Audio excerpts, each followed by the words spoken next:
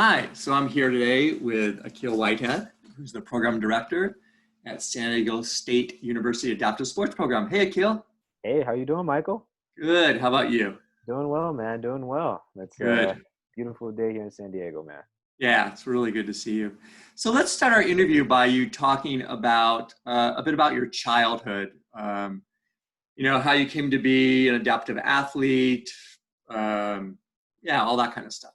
Yeah. Well, I was born and raised in San Diego. My parents, of course, met in kind of downtown San Diego, and really, I was born with my disability. So most cerebral palsy cases are, kind of done right at birth to right up to 2 years. So mine was at birth, and uh, when I was growing up, uh, I actually didn't know I had a disability. Um, I just knew that something was a little bit off. I would try to, go open things. I would like, open applesauce or try to like do things with like my left hand, and I just know it was like slightly off. Of course, they're, not like the kids today.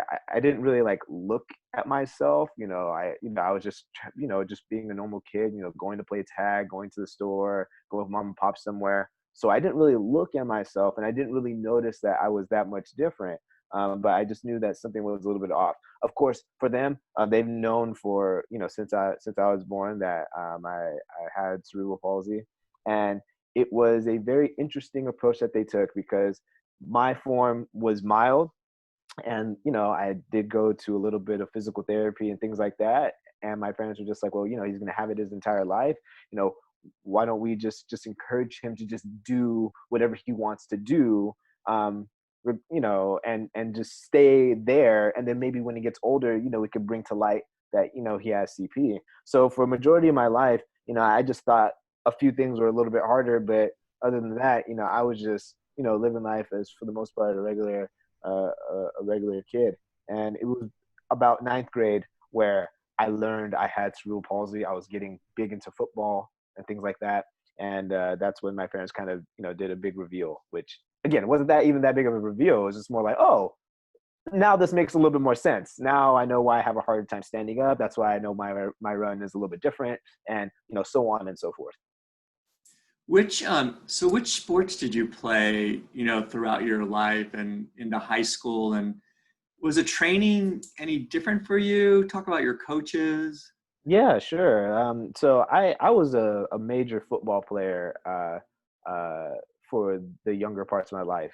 I started in flag football, then went to, of course, tackle football with Pee Wee and midget in the different levels there. And then after right about eighth grade, of course, I got into high school sports where I continued to play football. I tried some basketball, and actually, I tried basketball like YMCA a few seasons beforehand. That didn't really go well. I wasn't really a big basketball fan in the YMCA or really in high school, but I did do it a little bit. And I eventually came across track and field, uh, and that was mostly due to the fact I wanted to get faster for football. I mean, that was the big thing. I realized I wasn't getting that much bigger. Then if you're not going to get that much bigger, you gotta have to try to get faster, and that's what I did. So for all of the training for even when I was little, all the way up to high school, right? There were just some things that I could do and some things that I couldn't do. I just, it was really hard to do a push-up, for example. But I just tried really, really hard to do the best version that I could. And if my coaches just saw that if we were all doing push-ups and I was the one struggling with the push-ups, he really didn't let up, because you're part of a team setting, everybody does push-ups, and you figure it out. But for the most part, there are a few exercises like that. And when I got to high school, it did change a little bit, because one, I did find out I had CP, and I got introduced to the weight room. So it was really hard to do some things because just everybody is lifting really heavy.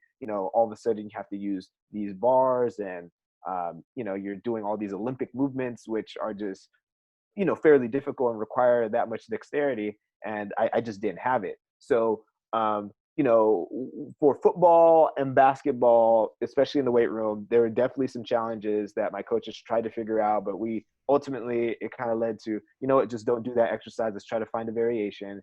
But when I got to track, it was a lot different because my coaches there were, it's an individual sport, and I was never viewed in like a very big group setting like football. Football, there's 50 people on the team. So there's, these 6 stations and you guys are all going to do them.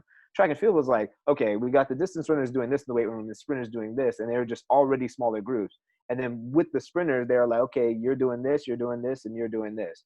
And once they kind of got to see me in the weight room, and looked at my hand, we started to find adaptations. So it was the first time I came across, oh, maybe I don't need to use my hand for stuff. I had like I had something wrapped around my wrist that could still clip onto the weight, so I could still use the universal machine. So now, we didn't rely on my wrist. We actually relied on my muscle to do certain stuff. We stayed away from Olympic lifts, but I could still do squats and I could still do this. So it was a very cool plan that was developed for me. That, again, it was more like tweaks to the general plan, but they found the tweaks, whereas football, basketball, they didn't really find any of those tweaks. And when it came to the running, well, for the most part, was just running. They didn't know anything about cerebral palsy. I didn't know much about cerebral palsy. I was just like, let's just run. And looking back, we definitely could have had some improvements, but no, those were the main changes were in the weight And you're a Paralympian. room. Yeah, How yeah. did coaches kind of influence you and help you on your path? Yeah, well, first and foremost, my introduction to the Paralympics was through my high school coaches. So I didn't know this at the time, but my first year of track, when I talked to my high school coach, he was like, it was a test. At some point I talked to you, I realized you had CP, and he knew about the coaches at the Paralympic Training Center or the Olympic Training Center in Chula Vista, things like that. And he just kind of watched me for a year. He wanted to see how I worked, my drive and things like that. And once I kind of got introduced to the Paralympics through him, there's this whole entire, big world just opened up to me. And I would say that, my next year of training with my high school coaches played a big role because, all of a sudden, things were heightened. You're training for a national competition now. You're not just training for any high school team. So that was different. So there's a lot more attention paid to me, and I paid a lot more attention to my body and trying to take care of it and resting and things like that. So that played a big role. And then, once I got out of high school, I started training at the Olympic Training Center in Chula Vista, and those coaches had a big impact. All of a sudden, there's just so much knowledge presented to me, and I was just trying to consume all of it, whether it was from like my sprint coach or my jumping coach, because I had 2 different coaches. And it was just there's just so much there. Everything from preparing to train, to preparing for a competition, to the visualization, to just other experiences like, coach, how do I balance out, this high level training with my classes? I'm tired of my classes. I should just be training. Simple things like that. I was able to just talk to them about because they had worked with so many athletes or had experiences themselves that were able to speak to that. So I was able to really grow quickly in that environment. And, it was just a wonderful experience for me. And I really just, just very appreciative of all of that because, they're just very open with their information. Nobody was closed off to anything. They're like, yeah, what question do you have? Because we probably have the answer. What did it feel like? To be at the Paralympics in Rio, that must have been an incredible feeling for you. Yeah, yeah. The games were amazing. You hear about the games from the people who went to the previous games, and you also hear them talk about how it's not the same as a world championship or a junior worlds or some other international competition event. Because within training within a year at the training center, I made my first world championship team, and I was already on that international circuit. But the games, 100%, like everybody says, were just phenomenal, really. being able to wear Team USA, being able to compete with the athletes, some of the athletes you've seen at World Championships, but also see others, and then you're seeing all the just different teams and things like that. Like, it's just a gigantic event, and there's so many people involved. And for just athletes or competitors, I should say, you want to be in the arena with the best. You just want to, whatever that is, whatever situation, whether it was boxing, whether it was running, whether it was fencing, whether it was wheelchair tennis. You just wanted to be in that arena because it's just so much fun and invigorating. And I had uh, uh, some of my best races there. And of course, the atmosphere of the people, I think, was amazing too. You get to hear the stadium do all these different chants and things like that. It was just it's a whole bunch of fun. And again, I don't think there's not many higher honors than being able to represent your country at a prestigious competition like that. So it was great. Do you have a favorite story from the Paralympics? You know what? I have one story. I remember. So my parents were able to go down to the games. So me entering the games was a little bit different. Because I was one of the very last people to kind of get a slot. So we knew really close to the game. So we thought at some point maybe I wasn't gonna make it, but eventually I did, and we were fortunate. So my parents were like, "Oh my God, we gotta book everything." So they book everything. And apparently, I remember going to my 100-meter competition, and there was just these people that were just like they were making so much noise from the stands. I hadn't really, I'm in my zone. I'm just focusing in. And I'm like, okay, let's get it going. And I could just hear these people. I look over. It's just, it's my parents, and I was so glad to see them. Afterwards, because I was just so happy to see them after my race. Afterwards, I went up to see them, and I was still in uniform and things like that.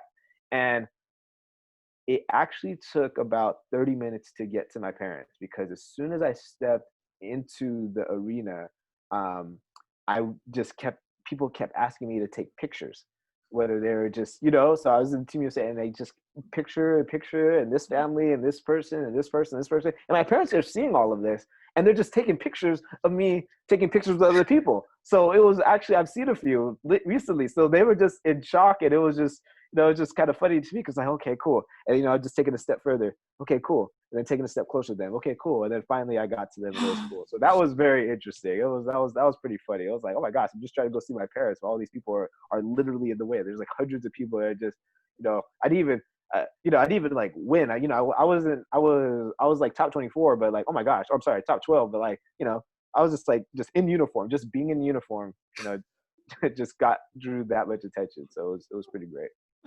That's a great story. Yeah.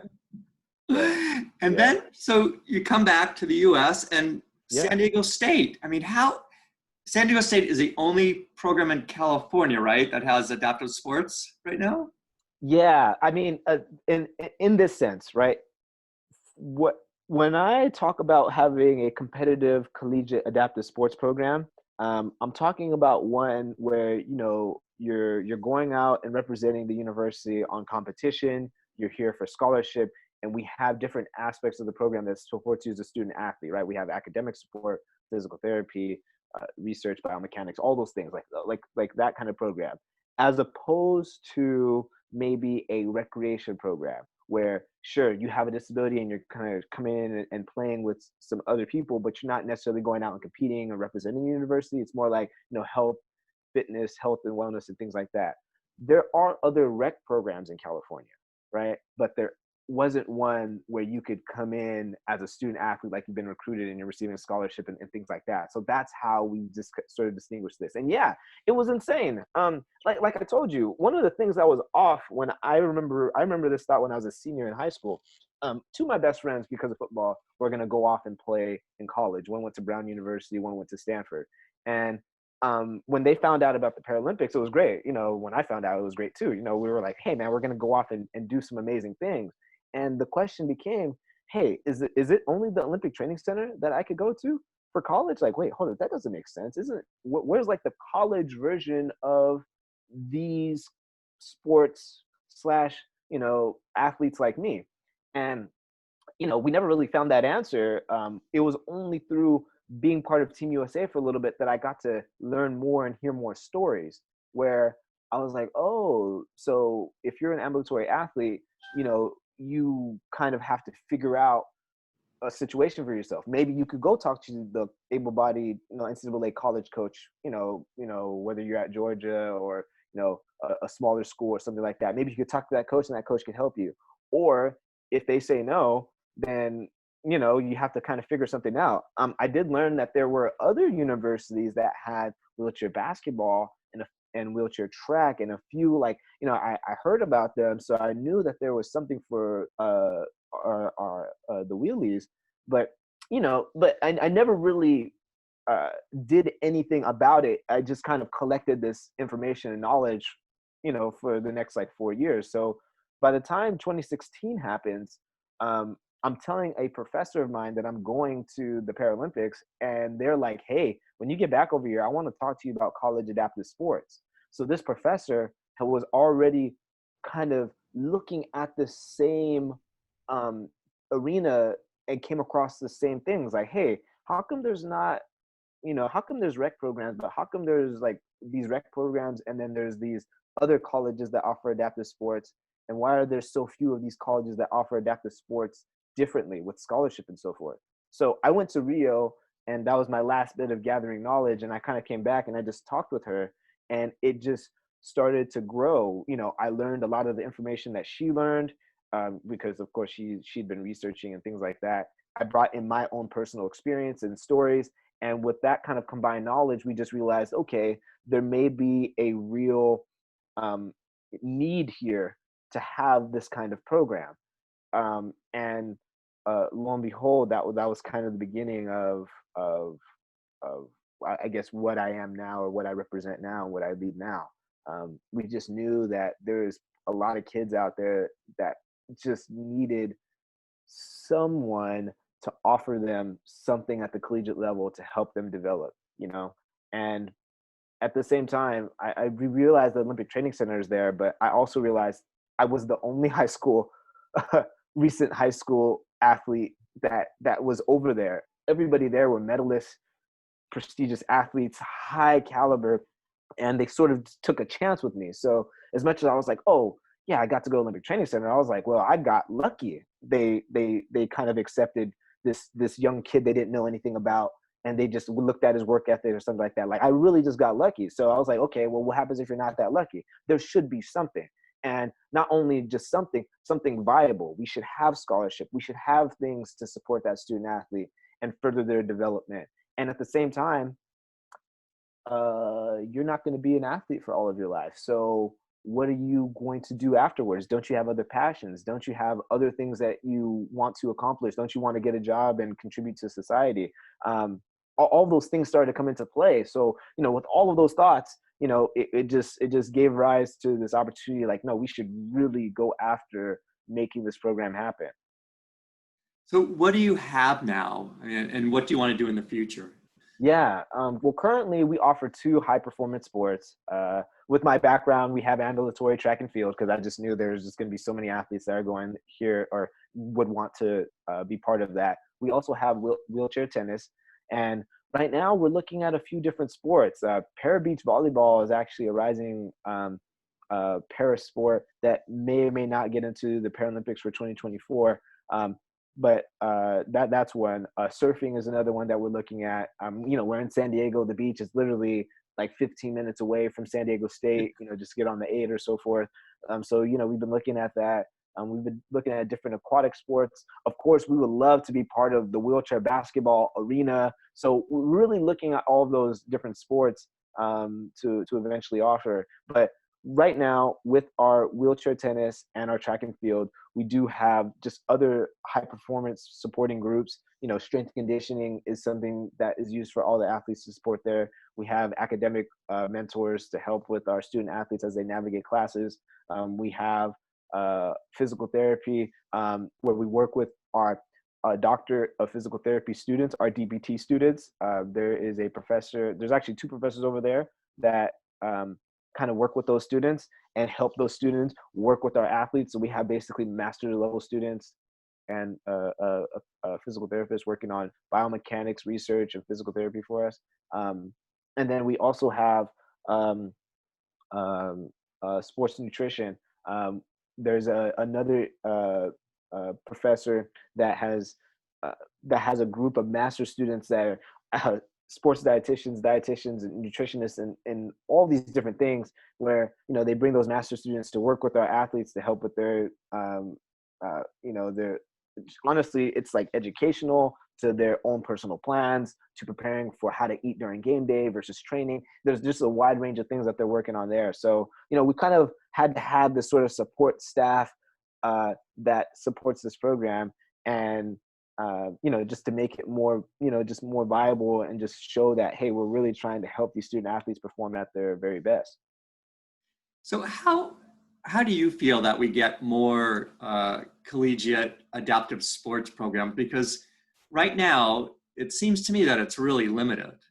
You know, Yeah, yeah, I would agree. I think it's fairly limited, and there's a lot of sort of common arguments that I hear about not only collegiate adaptive sports, but about the adaptive sports community as a whole. And one of those is, where are the athletes? I think one of the I think there is some truth to that, where people are going, hey, there's not as many athletes that are disabled, so there can't be as many of these colleges that offer these programs. Which I say, give and take, yeah, maybe that might be true, but at the same time, I know that colleges, for the most part, have never offered these opportunities. So there's never been a reason for an athlete to step into the arena, right? Like, think about my own experience. I was, I was born with a disability.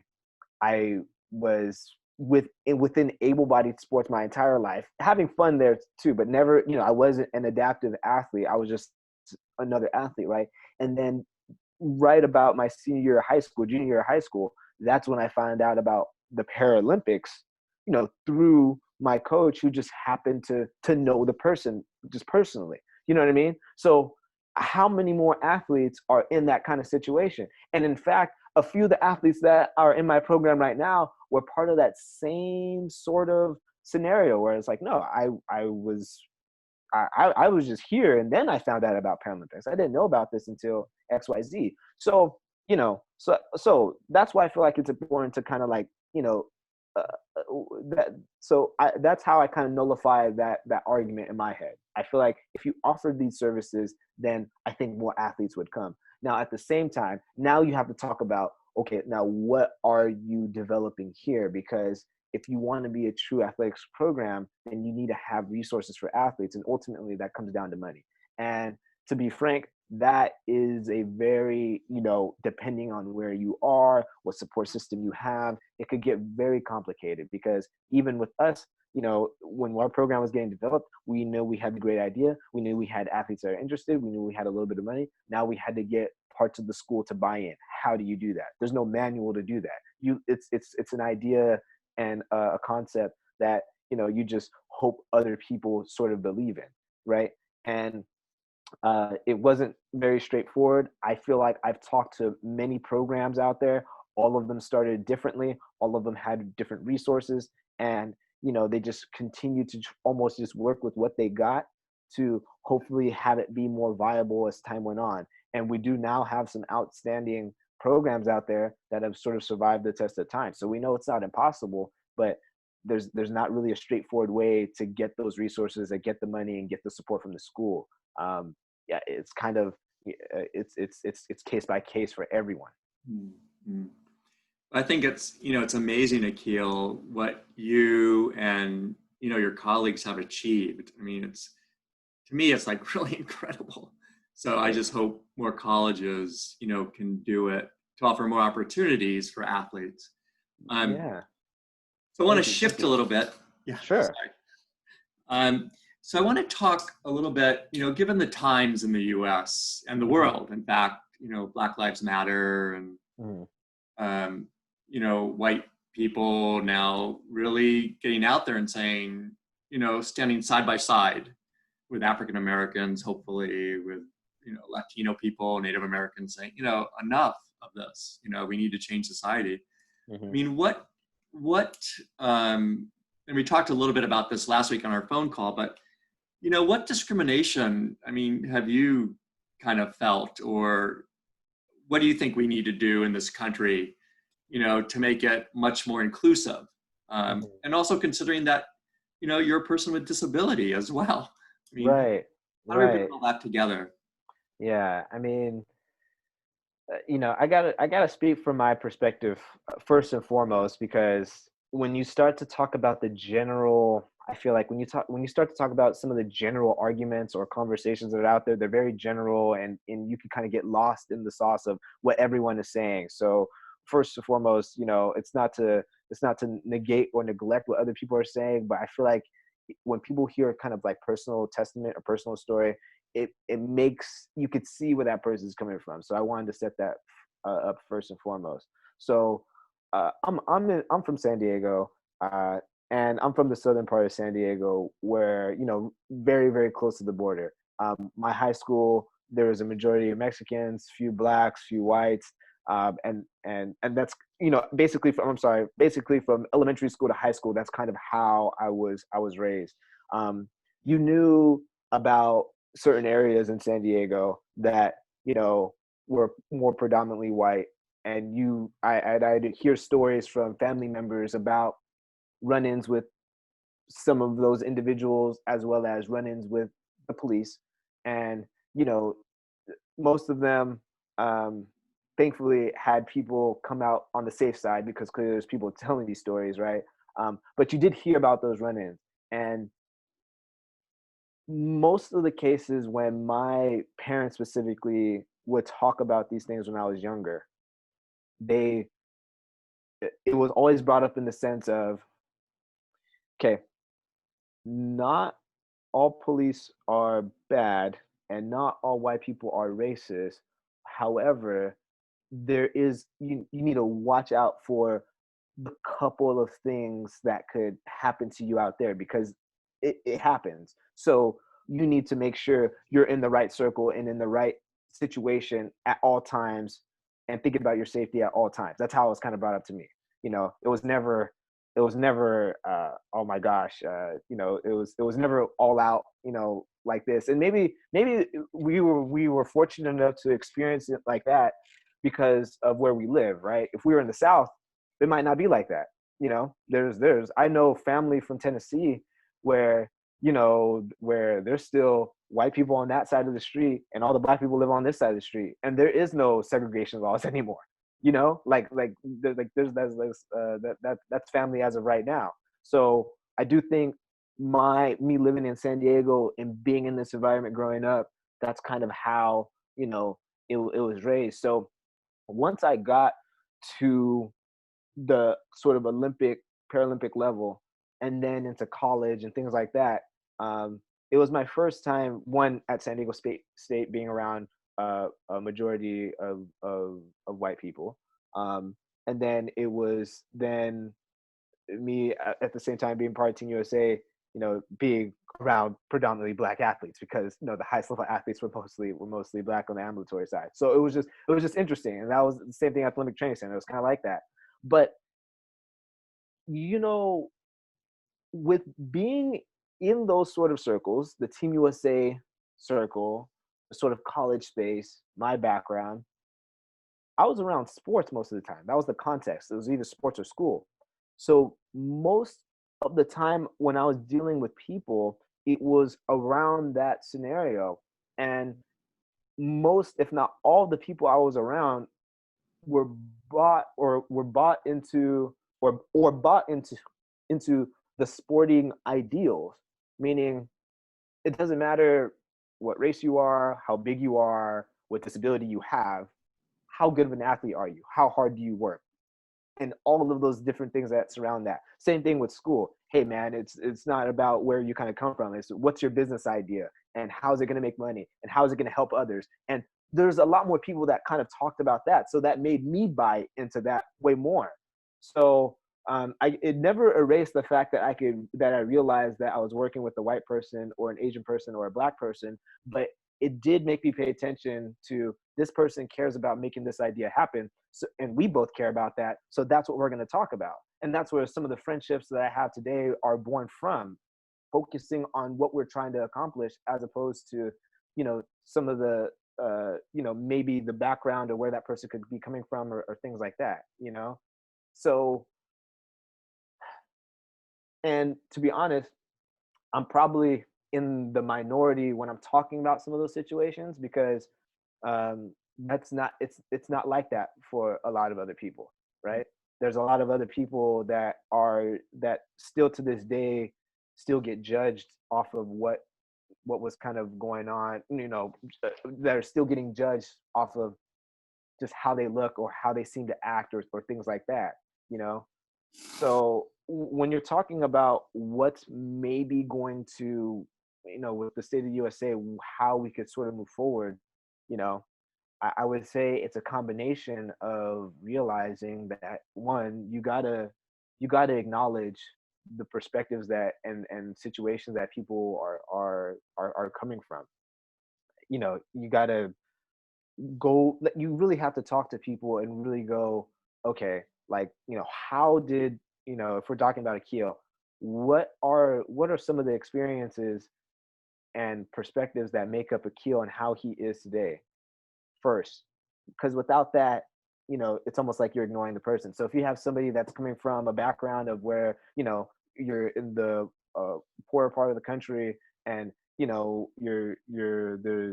around drugs, or you're around just sort of just the wrong people, or this is just your environment, you have to acknowledge that that person came from that environment. This is what they've seen, this is what they know. And and and you have to be able to see that, because without that, then it doesn't make sense where that person's coming from. So I think a lot of people right now are ignoring those sort of backgrounds and the environments of where people have come from.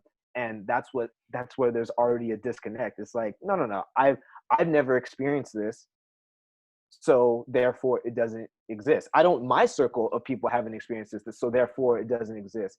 If you're going with that approach, it's wrong. There has to be a possibility of it existing. There's more than one person saying it. So then after that, acknowledging that person, then I think it's about where that person is trying to go and what you're trying to do. You have to look at that, because if that person, because um, um, I feel like that's where the solutions are going. If we're going, okay, you come from this background, you come from this background, but we're trying to find a solution for this. What is the solution for this, and how do we do that? Sure, that's way easier than said. I'm sorry, that's way easier said than done. But you have to start somewhere with some of these things, you know. And yeah, I'm a believer in, uh, you know, like slavery happened for 400 plus years for Black people in the United States. It just did. So that means throughout that time, there was no chance really for Black people to build upon wealth. So when one generation happened, it's not like with other races where this generation people came here, and this generation was able to take what their parents did and go here, and then go here, and then go here, that didn't happen for Black people. It's just starting to happen for I'm sorry, I guess the more correct statement is the majority of Black people did not come from this big, like, no, no, no, we came from ground zero. So you have to acknowledge that ground zero for some people.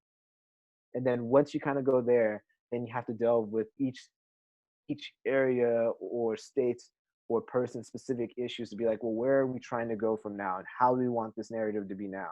um, Regardless of all of the other things kind of going on, what do we want now? And continuously, and I would say not even just continuously, but like consciously really thinking about where we want to be a few months from now, a year from now, and having that be part of every conversation that you're part of. Your Whether it's your family, whether it's just friends, whether it's coworkers, things like that, whatever scenario that you feel like you could sort of put this in there in a way that's respectful and deemed appropriate by people. or I guess maybe in some cases not deemed appropriate by people. Because you know what, I think a lot of people too, um, you know, I've had some people try to ask. I've been asked uh, about the riots and the protests specifically, and one of the things that is very I always find funny to me is uh, that's not the right way to protest. Is one of the things I've heard. You don't do this, you don't do this, and you don't do this. And I always find it funny because, man, I go, so then what's the right way to protest? And mm, people have sometimes have answers for that, but majority don't. Because whether you're Colin Kaepernick and took a knee, whether you uh oh my gosh, I'm forgetting my oh my gosh, I just met these guys too. My my lovely individuals from the Olympics. Oh my gosh, their picture is gonna kill me. Wait. Oh my gosh, where's my black power? My fists up. Oh my gosh, I can't believe I'm blinking on this right now. But whether you're in the Olympics and putting your fists up after you just won a gold medal, to protest in the streets right now, or doing reform this way or doing reform that way, like there's or sitting boycotting all the buses, to marching on Montgomery Bridge, to the big marches in San Diego, to the big marches in Minneapolis, like whether there's I don't think there's a right way to protest. There's no such thing as right way to protest. Once it's gotten to that point, especially, and I'll talk about the riot separately, but once it's gotten to that point, like the words of protests and some of these things, like it's pent up frustration.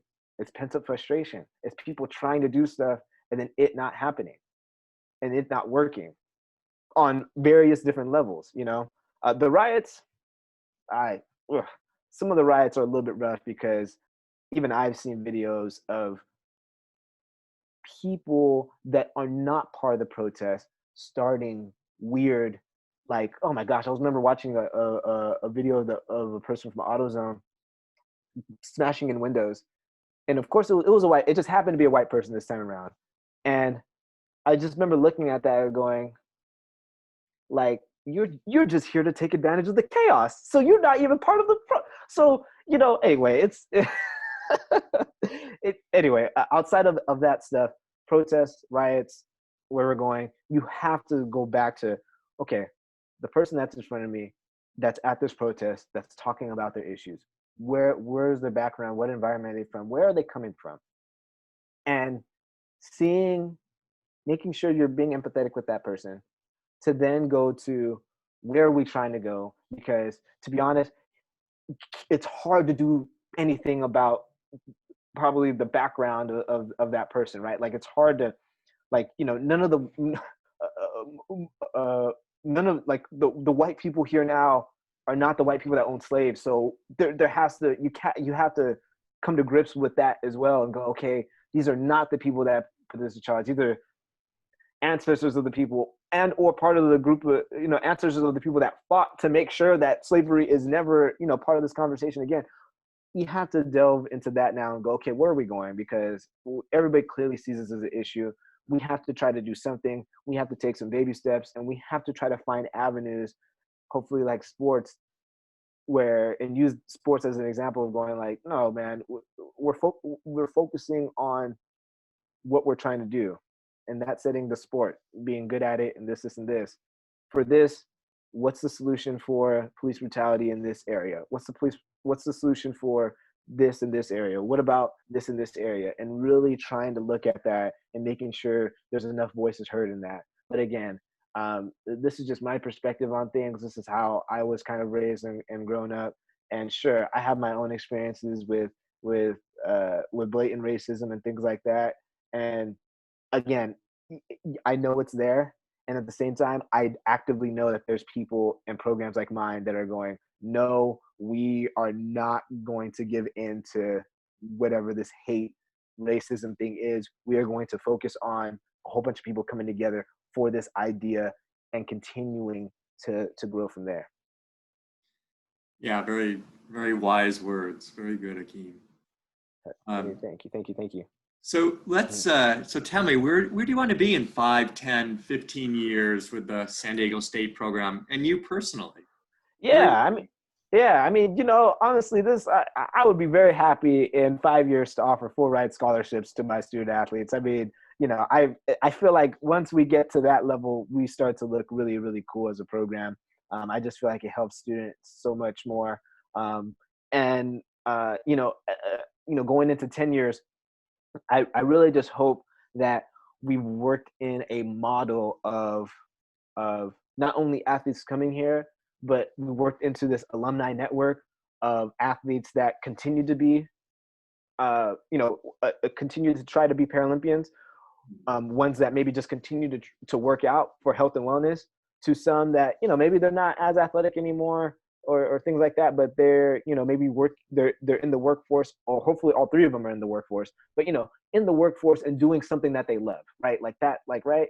And with those group of people, my alumni, as well as the athletes that are in the program or coming into the program, we kind of have this dynamic of alumni kind of giving back to this program to help these student athletes on their journey. It'd be great to have, the my criminal justice majors right now get into the field, so then they could come back to the program to tell the next person that's trying to do criminal justice, here's the steps I took, and maybe make professional connections there. Because at the end of the day, this does become a network of people with disabilities that, hey, that have gone through this program, have gotten their degree, and are just looking for the next step up. And I think that could happen in 10 years. I think it will happen in 10 years.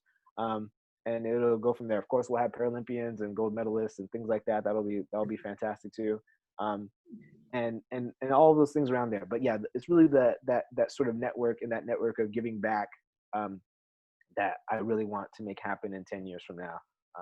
The As far as like personally, um, it's this job, um, is such an like it's almost everything that I'm doing, um, is like is kind of working from, like, is it ambiguity, right? There's not a set way to do things. There's not a set way to do anything. There's no protocols. There's no gold standard. There's no, right.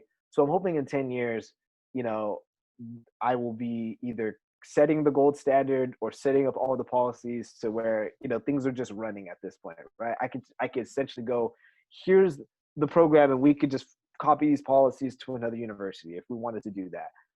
That would be the goal, because right now it is definitely it is definitely difficult in the sense of like we have to create everything.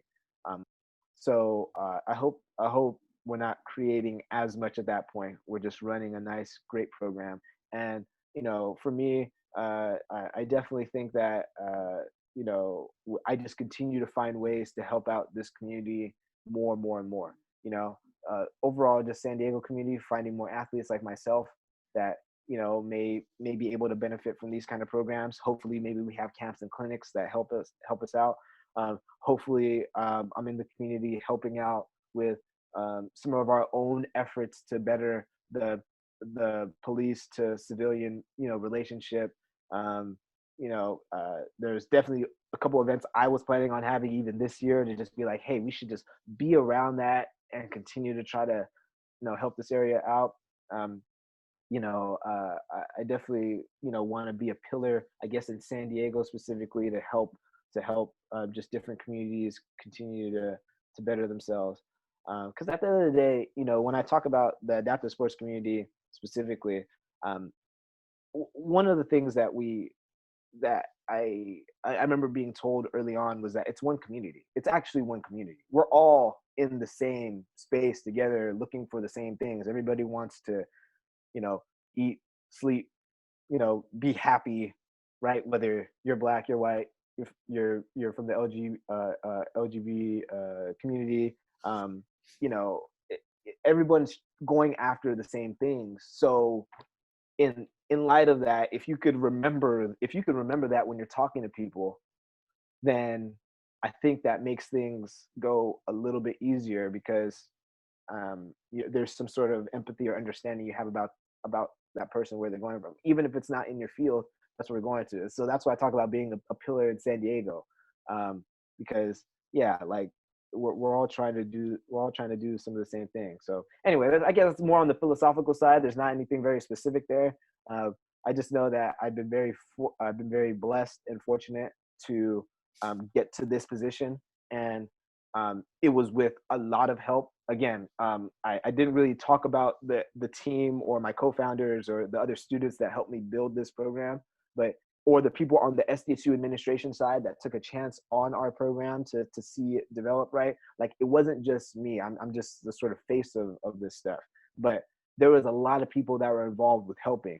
And if people are willing to help with something like this and just this general idea, that means they would definitely be willing to help about any other thing that's kind of going on that's a problematic in the San Diego region and beyond. You know, people are caring. People want to make this world a better place. Like no one wants to, like, you never hear like, oh gosh, I want to make this world a worse place. No, nobody wants to make this world a worse place. That's no such thing. You never heard that. It doesn't happen. So you know, I guess that's that thought of assuming positive intent, and you gotta assume positive intent. Look at the places that people are at, and I definitely know that I wouldn't have gotten here without the support of all these other people, and especially like, you know, my family. So like, you know, I have to then be, once I'm in this position of power and continue to grow in it, I have to continue to follow what those people did for me. Okay, if they gave back to me, I got to give back to others. And 10 years from now, I mean, I'm just only going to be better at that, I suppose. So, yeah. So, Keem, this has been a real profile in leadership. I'm very impressed, and it gives me a lot of hope for the future, you know, to see young people like you. And that's what it's going to take, you know, that is it. So thank you so much, Akheel. Yeah, absolutely. Absolutely, Michael. All right. Take care. Yeah, you too, man.